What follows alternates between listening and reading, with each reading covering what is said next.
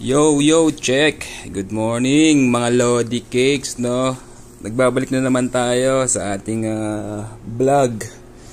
Ngayon lang nakapag-vlog kasi medyo busy tayo kahapon eh. Nag-alaga tayo ng mga junakis natin, nag-atid sundo. So, ito na nga tayo, no?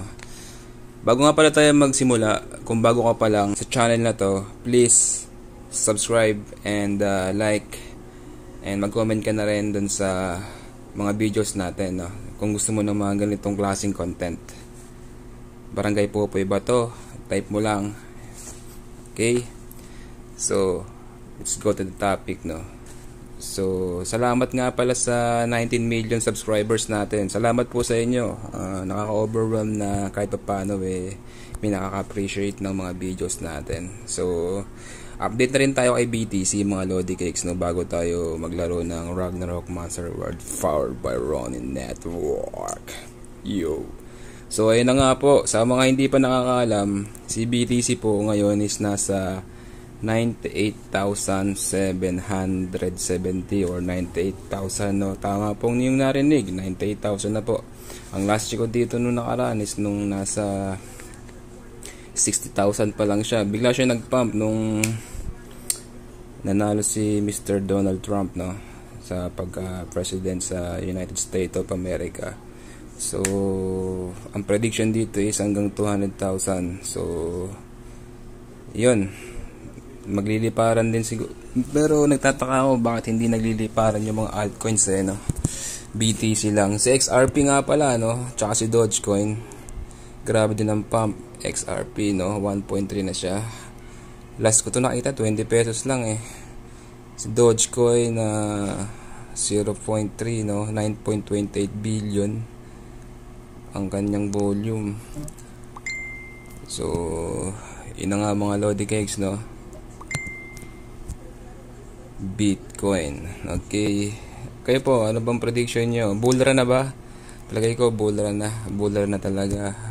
Pag nag-retracement si BTC at nag-dump ng konti, mag-altcoin season na, no?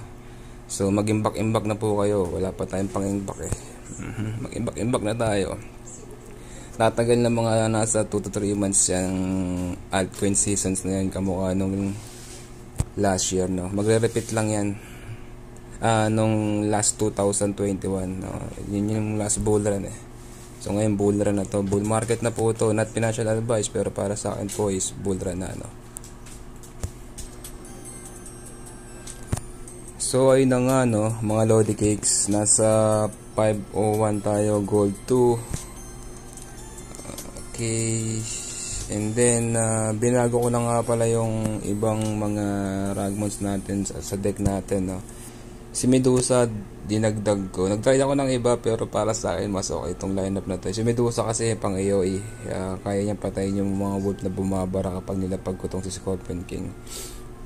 So, tatlo yung off-chain ko and 5 yung NFTs. Yung NCR ko is nasa 80%. No? So, tara na nga. Mag-ray na tayo mga sir. First game. Scorpion and Medusa game po ito mga lads.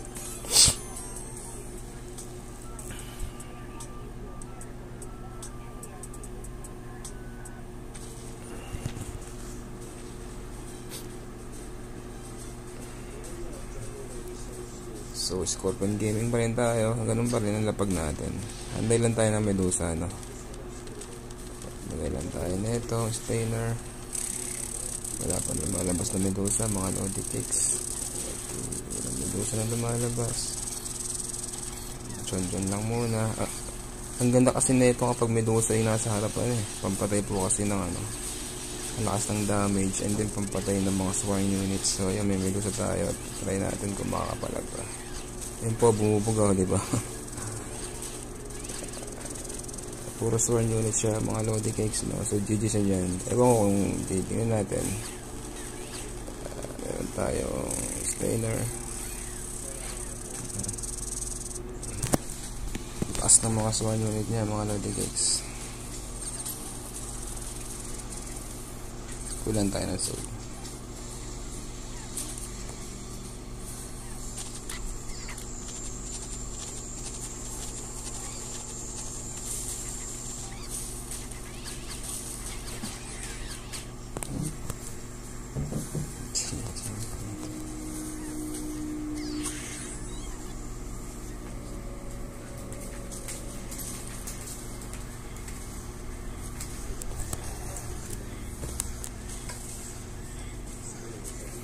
So meron tayong Medusa at saka Scorpion King sa deck, no? Goods to na hindi siya naglalapag muna para hindi natin ma-counter. Mag-iipon tayo ng soul. Kaya mo lang yan. Lapag na natin yan mga lodi.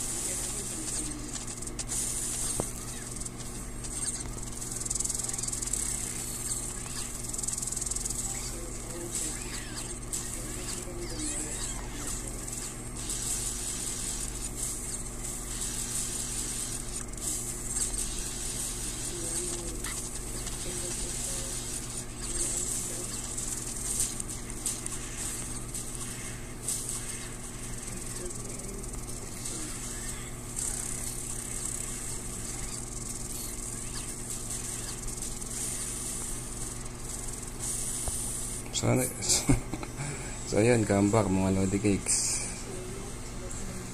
So yun na nga mga Lodi, kung umabot kayo sa video na to, pakisubscribe naman ang channel natin. I-type nyo lang Barangay Popoy Bato, Ragnarok Monster World, powered by Ronin Network. Ragnarok Monster World, baka naman pang grocery lang, hindi, joke lang. Yun lang. Shoutout sa 19 million subscribers natin. Paki-like at saka paki-share na rin yung mga videos natin. Yun lang po mga Lodi Cakes. Magandang araw sa inyong lahat at see you sa susunod na videos natin. Maraming salamat. Barangay Popoy Bato, samahan ng mga tito na matitigas ang ulo. Out.